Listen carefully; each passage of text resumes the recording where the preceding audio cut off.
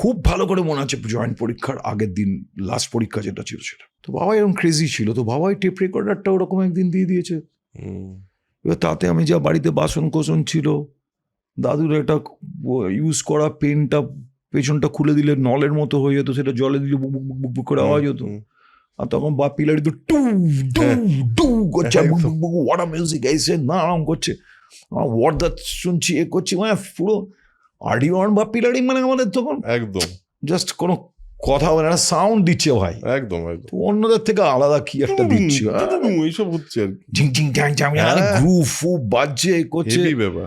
করে। একটা মায়ের একটা রুপোর পাউডার কেস ছিল, তার ঢাকনাটা মেঝের ওই সাং করে এ করলাম, একটা মিউজিক কম্পোজ করলাম একদিন। ওইটা ক্রিয়েট করার ইচ্ছে হচ্ছিল। আচ্ছা, মানে একটা ভাঙা মাউতার গান ছিল, সেটা দিয়ে ইয়ন জব জব আওয়াজ করলাম, ছুতে যায় না কি সারা গাঁ বাঁধা হিসাব, জাস্ট প্লেইং।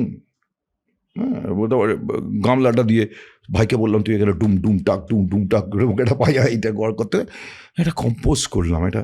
এটা 1 মিনিট 1.5 মিনিটের বিভিন্ন জিনিস টুংটাং করে রান্না করার মতো করে একটা মিউজিক করলাম।